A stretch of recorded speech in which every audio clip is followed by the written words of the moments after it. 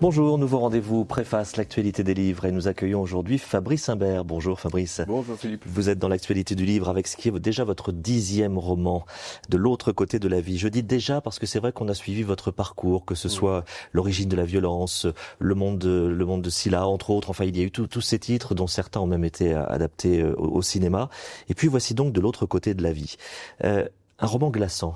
Moi, ça a été un petit peu le résumé de ma lecture. C'est une dystopie. Nous sommes dans notre époque contemporaine, voire quelques mois ou quelques années plus tard.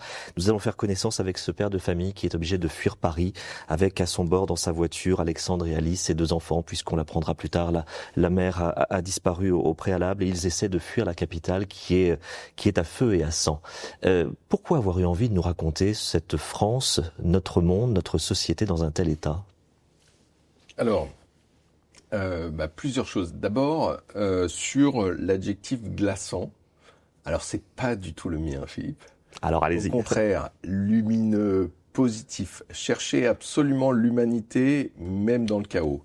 Et la douceur qui peut se dégager, même lorsque plus rien ne va. Alors, je peux rectifier mon propos ? Oui. Je vais parler des 3-4 premières pages, cette sorte de prologue, lorsque le narrateur prend la parole, qu'il s'adresse directement au lecteur en lui disant « Il faut absolument que je vous raconte, j'ai besoin de parler ».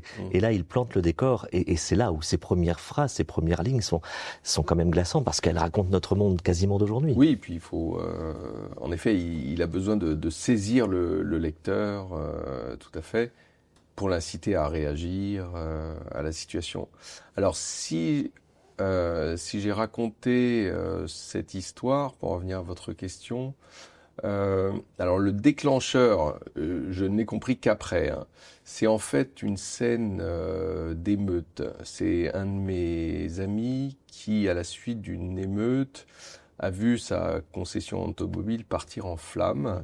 Et j'ai compris plus tard que c'était le déclencheur du livre, parce que le livre commence dans une concession automobile où le père tente de prendre une voiture afin de fuir de Paris. Vous parlez d'une société qui se fracture, parce que là, dans votre roman, il y a bien 2 mondes, et s'il faut quitter ce Paris apocalyptique, c'est bien parce qu'il y a 2 sociétés qui ne savent plus se parler.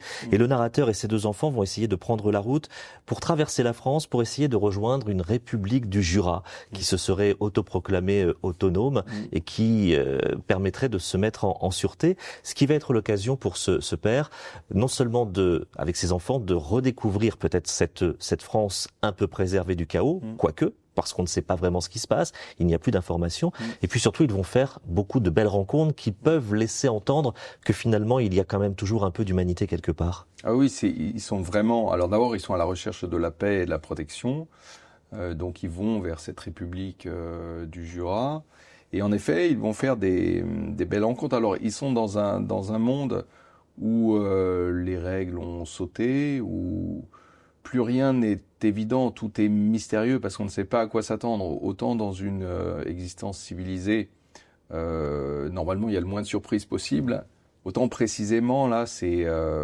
l'attente, l'inquiétude, l'espoir à chaque moment, à chaque rencontre, amis ou ennemis.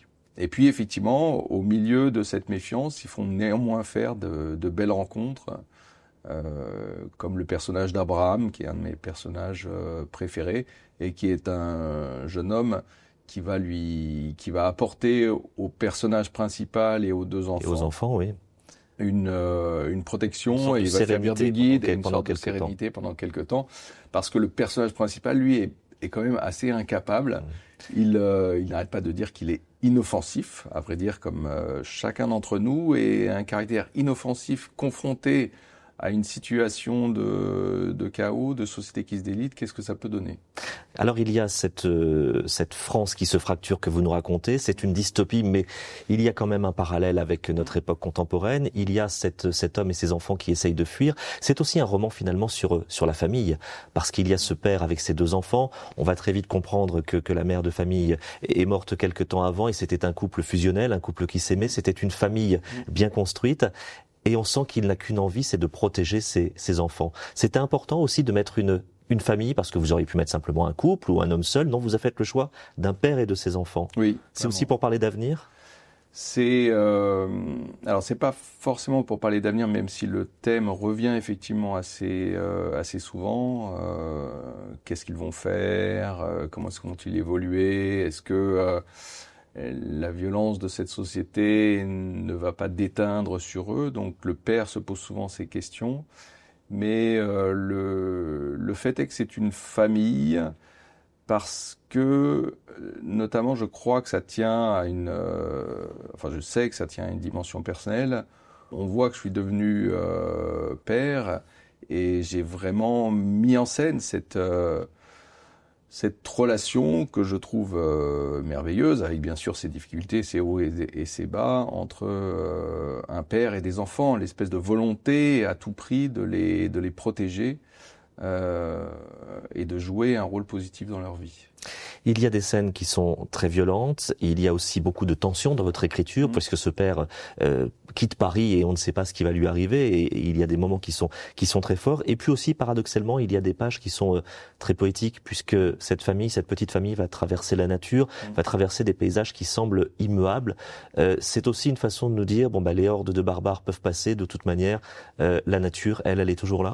En tout cas, comme ce roman est toujours à la recherche, en effet, de l'innocence, de la pureté, c'est sûr qu'il y a des alternances entre des scènes qui sont dures et d'autres, au contraire, qui sont beaucoup plus apaisées, que ce soit avec d'autres hommes ou que ce soit effectivement à l'intérieur de la nature, où il y a une sorte d'accès à un Éden, notamment dans un épisode avec des biches. Et cette alternance donne aussi un rythme au livre. Moi, j'aime beaucoup la narration, hein, le récit est pour moi quelque chose de véritablement important.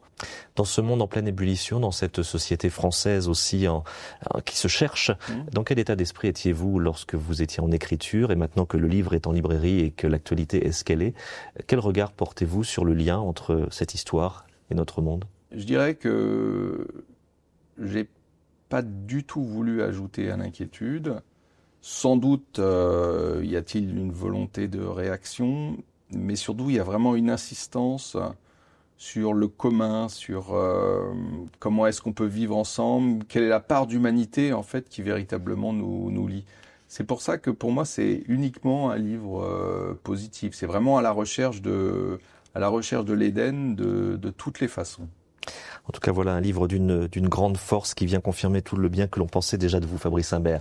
Ça s'appelle De l'autre côté de la vie et vous êtes publié aux éditions Kalman Levy. Merci beaucoup. Merci Philippe.